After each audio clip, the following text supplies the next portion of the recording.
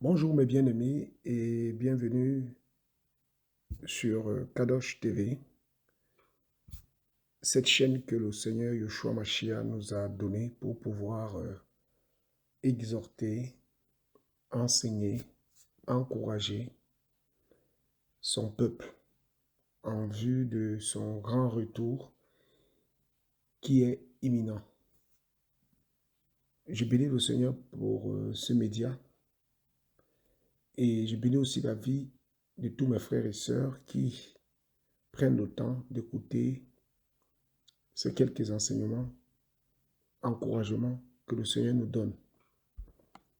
Je ne suis pas seul, vous le savez. Nous sommes plusieurs et tous les frères et sœurs qui travaillent ici et là dans le monde, qui ont la crainte de notre Seigneur Yeshua Mashiach. Je prie que le Seigneur Yeshua les garde encore dans leur vie, afin qu'ils accomplissent avec joie l'œuvre à laquelle ils ont été appelés. Le sujet de ce matin, ou j'allais dire d'aujourd'hui, c'est la douceur. Le Seigneur m'a beaucoup parlé par rapport à la douceur, premièrement moi, et je pense que quand nous regardons autour de nous, même dans nos relations entre frères et sœurs, entre mari et femme, père et enfant, mère et enfant, entre les amis, même au sein de nos familles, même au sein de ceux qui nous dirigent, qui nous gouvernent, il y a cette qualité-là qui manque.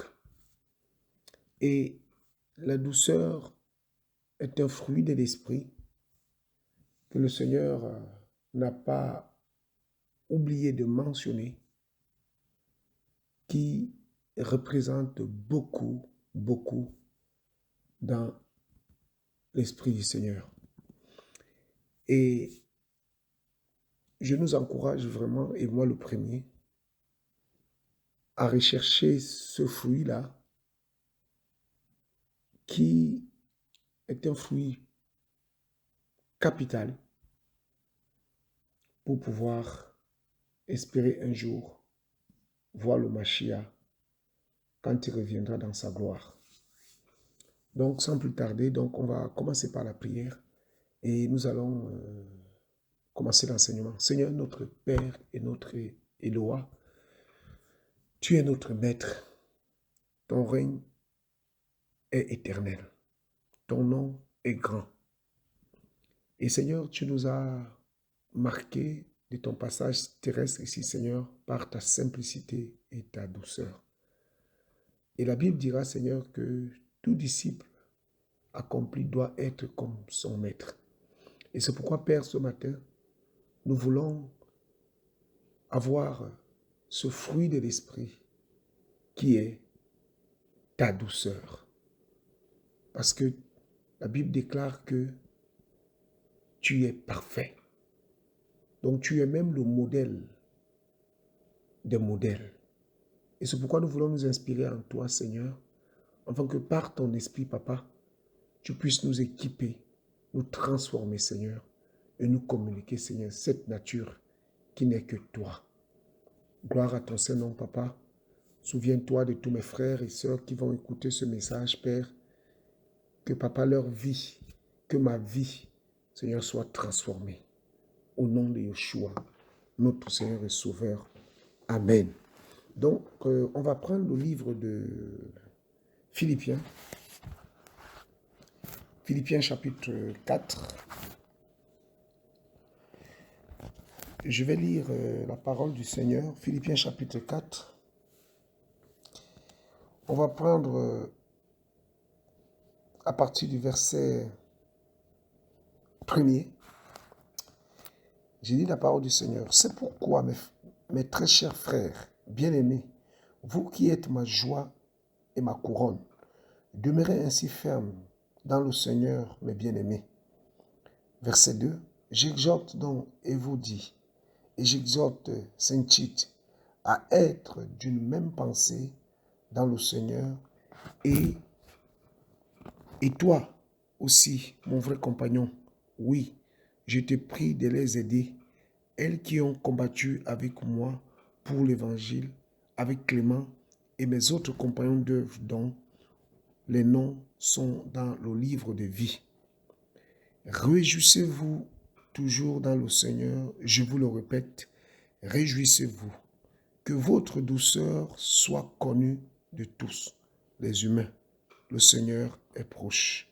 Ne vous inquiétez de rien, mais en toute chose, faites connaître vos requêtes à Elohim par des prières et la supplication avec action de grâce. Et la paix d'Elohim, qui surpasse toute intelligence, gardera vos cœurs et vos sentiments en Yeshua Mashiach. Alors, je reprends le verset 5, c'est le thème de notre partage aujourd'hui. Que votre douceur soit reconnue de tous les humains. Le Seigneur est proche. Mais bien aimé, c'est peut-être un verset qui, vous savez, quand le Saint-Esprit met le doigt sur, nous interpelle sur un sujet, et même quand la parole du Seigneur est donnée, même celui qui donne la parole du Seigneur s'adresse premièrement à lui-même.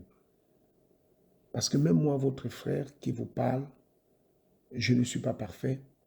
Je suis loin de l'être. J'ai plein de défauts. Et là, quand je parcourais la parole, et le Seigneur m'a interpellé par rapport à ce fruit de l'esprit, et j'ai donc été conduit à nous partager par rapport à ça. La douceur. Paul dit que votre douceur soit reconnue de tous. Il ne parle pas que des chrétiens, il parle de tout. Et quand on parle de tout, on prend tous les environnements. On parle de l'environnement, le cadre familial.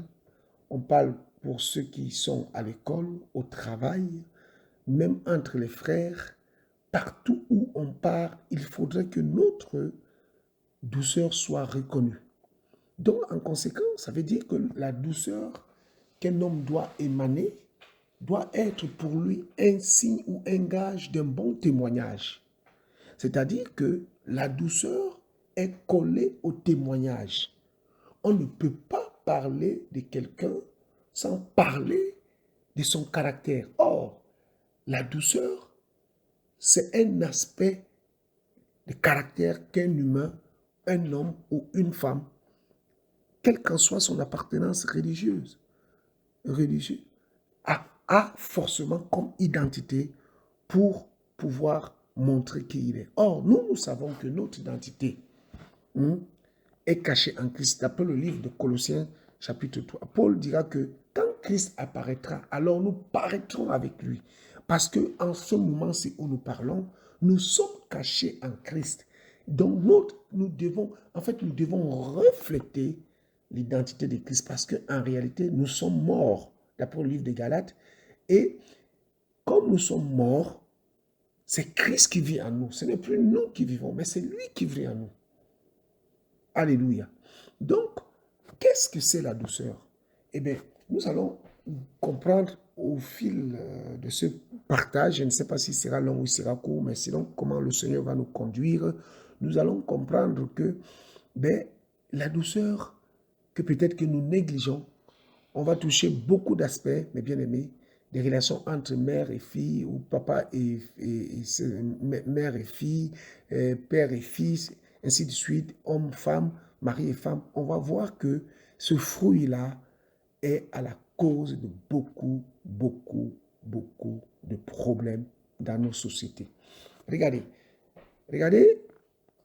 quelque chose qui m'a interpellé, c'est dans le livre de Matthieu chapitre 21. Matthieu chapitre 21. Merci Seigneur. Matthieu chapitre 21, on va prendre le verset 5. La Bible déclare: dites à la fille de Sion, voici ton roi vient à toi. plein de douceur, est monté sur une âne, sur un ânon, le petit d'une ânesse. Mais bien aimé, c'est très fort. C'est-à-dire que il y avait deux aspects qui pouvaient identifier le Seigneur. Au-delà du fait que le Seigneur faisait des miracles, guérissait les gens,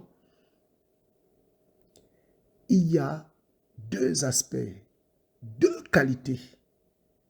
La simplicité, parce que nous savons que lorsque Judas avait livré le Seigneur, le seul signe visible pour le démarquer de ses disciples était qu'il lui fasse un baiser. Donc c'était un homme qui était très accessible. C'était un elle qui était, je nous parle ici quand il était dans la chair, très très commun. Il mangeait avec des prostituées, il allait dans les maisons soi-disant des pécheurs, et il disait que ce sont ceux qui sont malades qui ont besoin de médecins. Donc il y a cet aspect de simplicité. Et en plus même, quand nous prenons le livre de Jean, par exemple, avec l'épisode de la femme qu'on voulait lapider, et le Seigneur n'a pas répris cette femme avec véhémence, mais il a levé la tête d'après la parole du Seigneur et il a dit, où sont tous ceux qui t'accusaient? Et il va dire avec une voix douce à cette femme, moi non plus, je ne te condamne pas, mais va et ne pêche plus. Et cette femme était complètement déconcertée et elle ne comprenait pas que, mais tiens, voilà des gens qui venaient, qui voulaient me lapider et là, il y a ce monsieur qui me sauve la vie. Et en plus de cela, au lieu de me crier dessus, au lieu de me gronder dessus, hey, madame, vous ne voyez pas que ce que vous faites n'est pas bien, ici, ceci, c'est là, patati patata, le Seigneur va reprendre cette femme dans la douceur.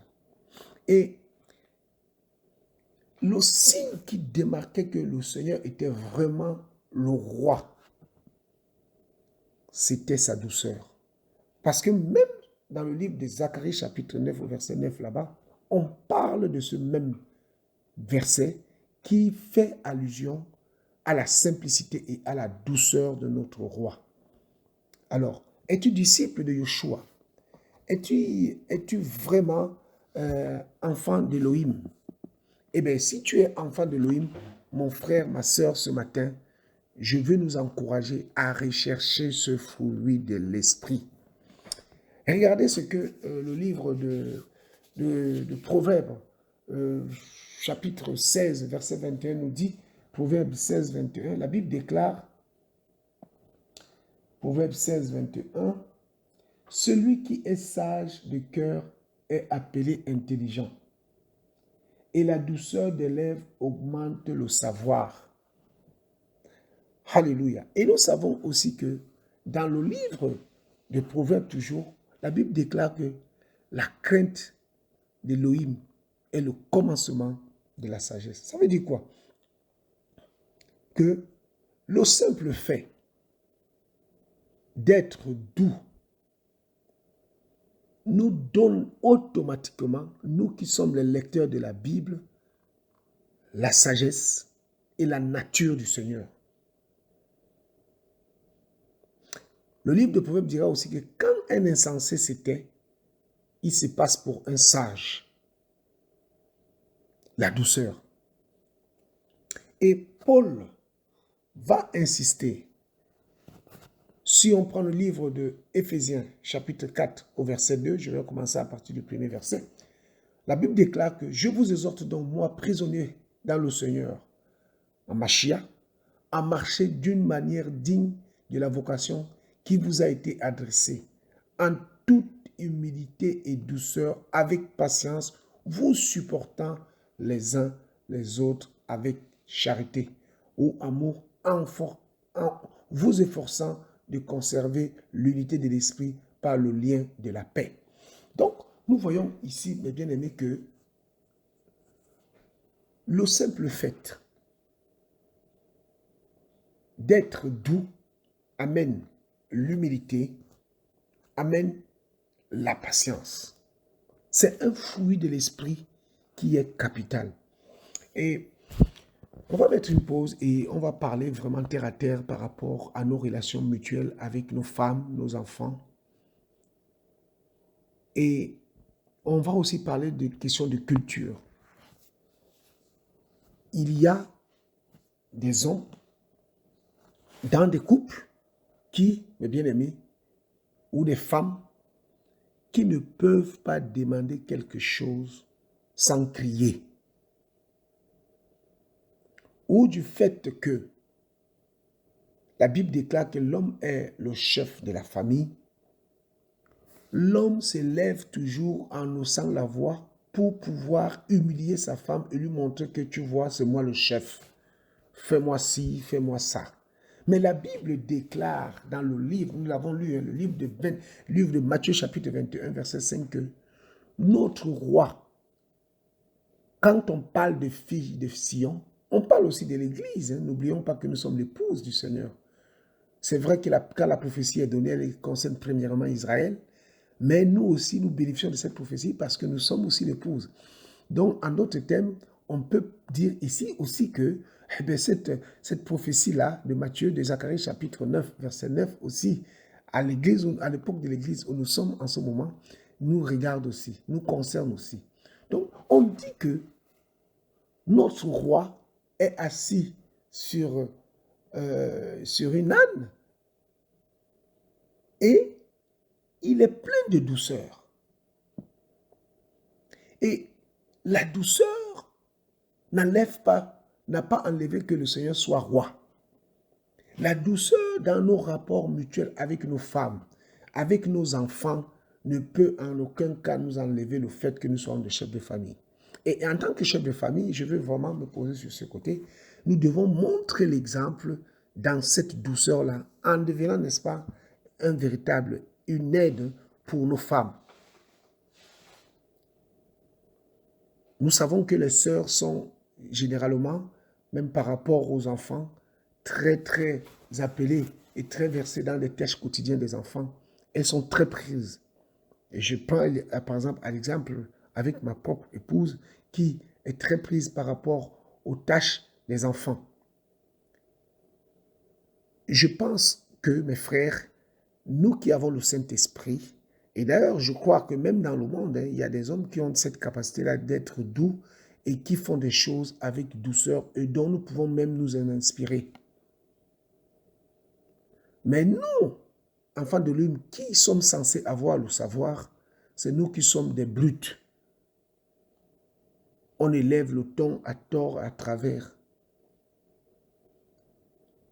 La Bible déclare que la colère d'un homme n'accomplit pas la justice du Seigneur. Non. Mais quand il y a quelque chose ou un service à demander, les gestes de politesse, même à nos propres enfants, lui demander, mon fils, est-ce que tu peux me donner ça, s'il te plaît? Mais on ne va pas dire, oh, donne-moi ça, hein, donne-moi ça. Eric, lève-toi, va me chercher ça. Non. Ce ne sont pas nos esclaves. Nous sommes tous esclaves du Seigneur, Mashiach. La douceur. Et même quand un homme, pour ceux qui sont dans des projets de mariage là en ce moment et qui sont en train de s'observer, c'est une qualité dont les sœurs sont très attentionnées. Voir comment un frère aborde une sœur. La douceur. Et même ceux qui sont dans les assemblées, mes frères, regardez ce que la Bible nous dit dans le livre de 1 Timothée. Allez, on va prendre.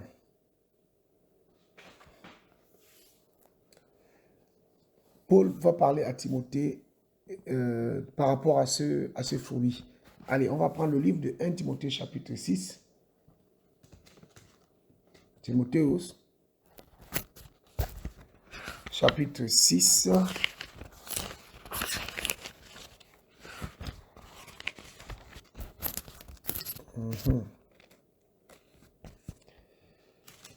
Timothée chapitre 6. On va prendre le verset 11. Que dit la parole? 1 Timothée 6, verset 11. J'ai dit la parole du Seigneur. Mais toi, homme d'Élohim, fuis ces choses et recherche la justice, la piété, la foi, la patience, la douceur. Paul donne ici des instructions à Timothée qui était son fils dans la foi. Il lui dit de rechercher la douceur, la patience, l'amour. Il dit c'est ça le bon combat de la foi. C'est rechercher ces qualités. Et si on va encore dans le livre de Tite, Paul donne encore les instructions, et là je parle vraiment à ceux qui sont dirigeants d'assemblée, que ce fruit de l'esprit est capital.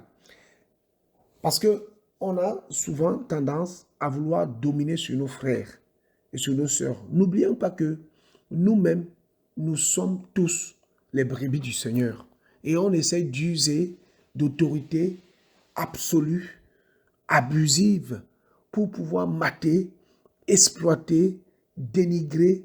Non, si les frères sont à l'écoute, si les frères vous obéissent, à cause du Seigneur, c'est pas parce que vous levez la voix. Et donc, vraiment, raison gardée pour nous qui sommes dirigeants, des frères et sœurs, de pouvoir oser d'une autorité excessive pour pouvoir les amener à l'obéissance. Non, si nous sommes là, c'est le Seigneur qui nous a rassemblés et nous avons le devoir d'être doux, humbles et patients les uns envers les autres. Qu'est-ce que Paul dit à Tite? Il dit de ne médire des personnes, d'être pacifique, modéré, plein de douceur envers tous les hommes. Et là encore, Paul donne des instructions à Tite par rapport aux qualités d'un dirigeant. Et regardons encore ce qu'il donne encore comme instruction à Timothée par rapport à la douceur. Il parle ici par rapport aux qualités requises pour un dirigeant. Que dit la Bible dans le livre de 2 Timothée, chapitre 2? On va le prendre, 2 Timothée, chapitre 2, à partir du verset...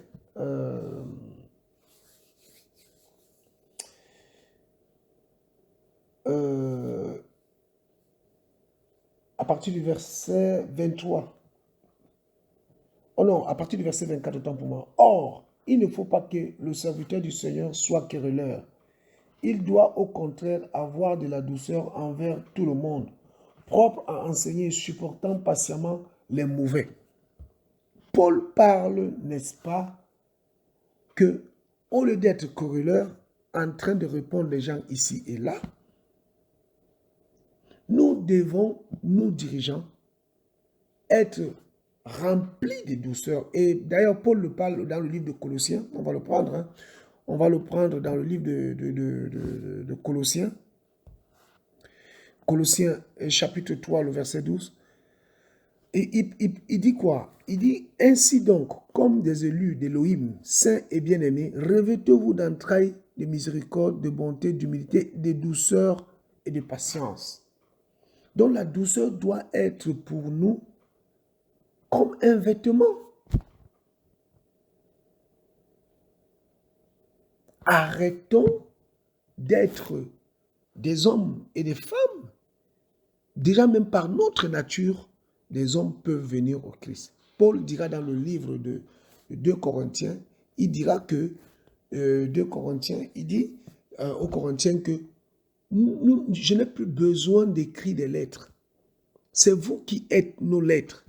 C'est-à-dire que les lettres que Paul parle là, il ne parle pas, n'est-ce pas, des hommes et des femmes qui marchent avec un bagage intellectuel, qui récite des versets à tout va. Non, ce n'est pas de ça qu'il s'agit. Mais il parle, n'est-ce pas, de la nature, du caractère, c'est-à-dire de ce qui frappe aux yeux des inconvertis. Et par notre nature, nos voisins, nos collègues de travail, même dans les universités, pour ceux qui vont à l'université, ceux qui vont dans les écoles, et partout, même par ceux qui ont des relations. D'ailleurs, Paul le dit dans le livre de 1 Corinthiens chapitre 6, il dit, si tu es venu au Seigneur, et que ton mari ou ta femme n'est pas converti, ne la quitte pas, ne le quitte pas. Mais par ta nature, cette nature de douceur, la capacité à absorber, à pardonner, à maîtriser, à encaisser, et tout en restant dans la joie et dans l'humilité, va forcément interpeller l'autre et la personne viendra automatiquement et s'interrogera et pourra donner sa vie au Seigneur. Voilà ce que la parole nous dit. Et regardez aussi dans le livre de Proverbes, chapitre 15, Proverbes, chapitre 15, le verset 1. La Bible déclare quoi? Une réponse douce calme la fureur. Alléluia. Et le verset 4 là-bas, et le verset 4, il dit quoi? La langue douce est une arme de vie, mais la langue perverse brise les âmes. C'est-à-dire que, mes bien-aimés, par une réponse où nous avons commis du tort à quelqu'un, eh bien, mes bien-aimés, rien que par une réponse douce qui commence déjà par reconnaître sa faute, mais avec un ton doux, eh bien, du coup, la personne se calme. Nous pouvons tirer le meilleur de nos épouses, de nos maris, de nos enfants, de nos collègues, de nos employés pour ceux qui sont des patrons, avec ce fruit de l'esprit. Il n'est pas normal, mes bien-aimés, qu'une sœur réponde avec arrogance à son mari, manque du respect à son mari. Et il n'est pas aussi normal qu'un frère manque du respect à sa femme. Non, mes frères, la vie est suffisamment dure. La marche vers le ciel est suffisamment compliquée comme ça que nous ne puissions commencer encore à nous combattre entre nous, ou entre mari et femme, ou entre frères. Si ton mari s'est mal conduit, reprends-le avec douceur, en lui disant, chérie, franchement, sur ce que tu as fait là, ce n'est pas bon. Je n'ai pas du tout aimé. Et ton mari, avec ce ton-là, cette approche-là, son cœur va s'adoucir et il va rentrer en lui-même et reconnaître que vraiment j'ai mal agi. Pareil pour nous les frères. Déjà dans notre nature, nous les Africains, nous sommes très outrageux. Moi, je suis un Bassa. Les Bassa, c'est des gens très fougueux. Eh bien, ce caractère-là nous joue beaucoup de tours. Et comme nous sommes maintenant dans le Seigneur, nous devons nous efforcer à implorer la grâce de Dieu à ce que ce fruit-là de l'esprit ne puisse pas manquer dans notre carquois, afin de pouvoir présenter nos vies sanctifiées, nos vies pleines de douceur à notre Seigneur Yeshua Mashiach. Mes frères et sœurs, voilà l'exhortation que le Seigneur m'a poussé à nous donner en ce jour. Il n'est pas long, nous suivons le mouvement de l'esprit et dans les prochains jours, nous continuerons toujours à nous apporter, n'est-ce pas, les encouragements, les enseignements par rapport à notre préparation en vue du grand départ. Mes frères, n'oublions pas, mes frères et sœurs, le Seigneur est à la porte. Sanctifions-nous, dépouillons-nous des œuvres des ténèbres et la douceur en fait partie pour pouvoir nous équiper, nous présenter comme une épouse sans tache ni ride, mais bien-aimée devant notre Seigneur. Que le nom du Seigneur Yeshua soit béni. Amen.